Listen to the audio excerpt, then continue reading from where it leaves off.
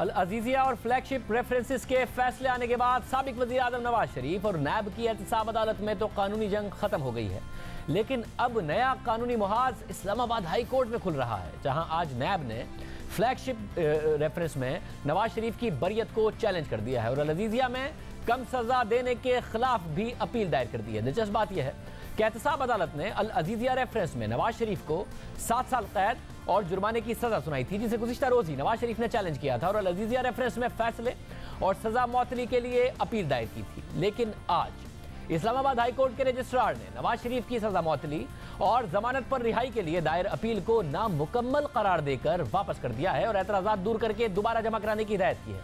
नवाज शरीफ अल Azizia reference से मुताल्लिक high court का फैसला आने तक सजा मौतली चाहते हैं, जबकि नैब ने नवाज शरीफ की 7 साल कैद की सजा को 14 साल कराने के लिए इस्लामाबाद हाई कोर्ट में अपील दायर कर दी है। आज नैब प्रोसिक्यूटर ने चेयरमैन नैब की जानिब से दायर अपील में एहतसाब अदालत के फैसले पर एतराज करते हुए मौक़िफ़ इख्तियार किया कि अल अजीजिया रेफरेंस में वकला सफाई ने माकूल बुनियादों पर अपना केस नहीं लड़ा, जबकि मुजरिम ने मौका दिए जाने के बावजूद अपने दिफा में कोई सबूत पेश नहीं किया। इसके मुकाबले में इस्तगासा यानी नैब ने बगैर किसी इबहाम और ठोस शवाहिद के जरिए अपना केस पेश किया और नैब ऑर्डिनेंस के सेक्शन 9A5 के तहत इसे साबित भी किया, जिसे अदालत ने सराहा भी है। इसके बावजूद भी सजा को कम करने वाले कोई हालात नहीं थे और ना ही सजा को 14 साल की बजाय 7 साल देने का कोई जवाब था। नवाज शरीफ को दी गई सजा बहुत कम है, इसलिए इंसाफ का तकाजा है कि उसे 7 साल से बढ़ाकर 14 साल किया जाए। नैब ने अपनी दूसरी अपील में फ्लैगशिप रेफरेंस में नवाज शरीफ की बरियत के फैसले को भी चैलेंज किया और मौक़िफ़ इख्तियार किया कि नैब ने फ्लैगशिप रेफरेंस में नवाज शरीफ की करप्शन के ठोस शवाहिद पेश किए, इसलिए उन्हें बरी करने का फैसला कलअदम करार दिया जाए। नैब ने मौक़िफ़ इख्तियार किया कि महज शक का फायदा देकर नवाज शरीफ को बरी करना खिलाफ कानून है। नवाज शरीफ के खिलाफ दिए गए शवाहिद की बुनियाद पर सजा सुनाई जाए। एहतसाब अदालत के जज अरशद मलिक ने 24 दिसंबर को अल अजीजिया रेफरेंस का फैसला सुनाते हुए नवाज शरीफ को 7 साल कैद और तकरीबन 5 अरब रुपए जुर्माने की सजा सुनाई थी, जबकि उन्हें फ्लैगशिप रेफरेंस में बरी कर दिया था। इस्लामाबाद की एहतसाब अदालत ने 31 दिसंबर को फ्लैगशिप इन्वेस्टमेंट का तफसीली फैसला जारी किया था और नवाज शरीफ की बरियत की वजह नाकाफी शवाहिद को करार दिया गया था।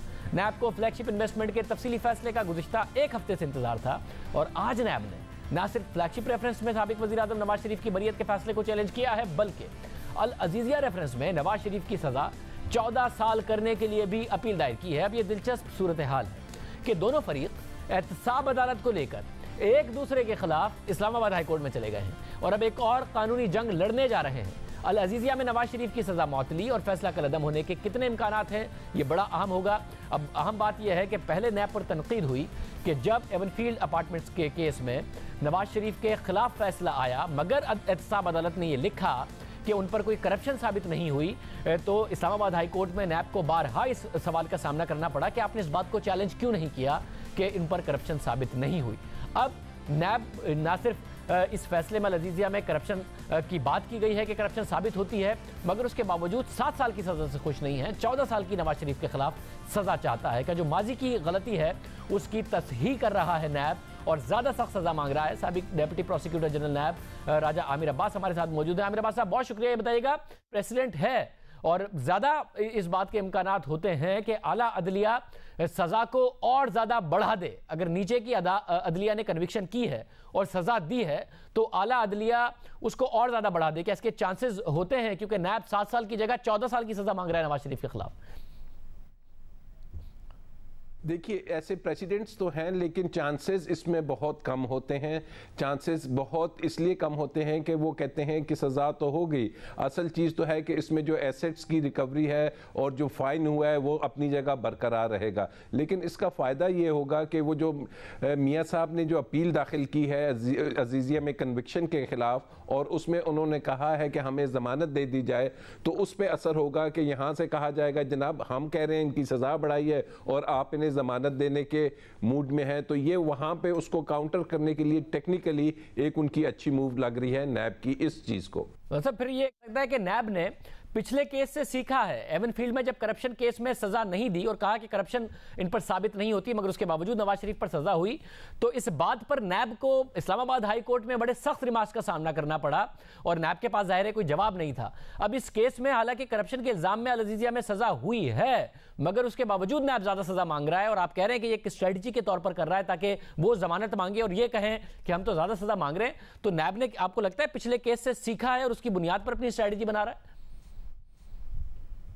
बिल्कुल। इवन पिछले एवनफील्ड में जज साहब ने कहा था कि जी आपने तो अपील ही नहीं की इस सजा के खिलाफ बढ़ाने की, या वो जो करप्शन में बरी किया, तो उससे लाजमी बात है उन्होंने सीखा होगा। हर एक केस से वो दूसरे केस में सीखते हैं। और तीसरी बात, क्योंकि इसके अलावा उन्होंने एक और अपील भी कर दी है कि जो फ्लैगशिप में वो एक्विटल हुआ है उसके खिलाफ भी नैब ने एक बड़ी स्ट्रॉन्ग किस्म की शायद अपील दाखिल की है। तो होगा ये कि अल्टीमेटली लग ऐसे रहा है कि ये तीनों केसेस इकट्ठे ही डिसाइड होंगे, क्योंकि प्रिंसिपल इसमें और जो बेसिक चीजें डिसाइड करने की हैं वो काफी मिलती जुलती हैं। अच्छा, ये बताइएगा, ज़ाहिर है आला अदालत के केसेस जाते हैं कि ये कि सजा हो जाए और बरियत की दरख्वास्त जो कि अल-अज़ीज़िया में नवाज शरीफ कर रहे हैं। दूसरा मामला होता है कि बरी हो जाए और फिर कन्विक्शन मांगी जाए, जो कि नैब फ्लैगशिप रेफरेंस में कर रहा है जिसका आप जिक्र कर रहे हैं। इस बात के कितने चांसेस होते हैं? प्रेसिडेंट क्या है कि अगर नीचे की अदालत बरी कर दे तो ऊपर की अदालत उस फैसले को रिवर्स करके सजा दे दे? इसका प्रेसिडेंट क्या ज्यादा होता है? इसके ज्यादा मिसालें मौजूद हैं?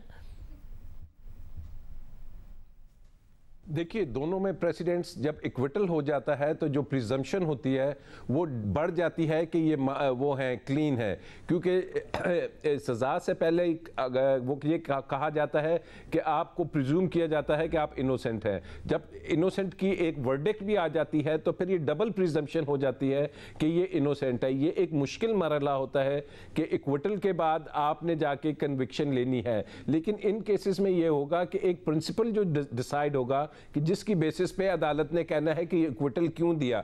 अदालत ने जो इक्विटल दे दिया है वो दिया है कि प्रोसिक्यूशन ये साबित करने में या उनके जो एविडेंस था वो नाकाफी था कि मियां साहब उसके बेनिफिशियल ओनर हैं।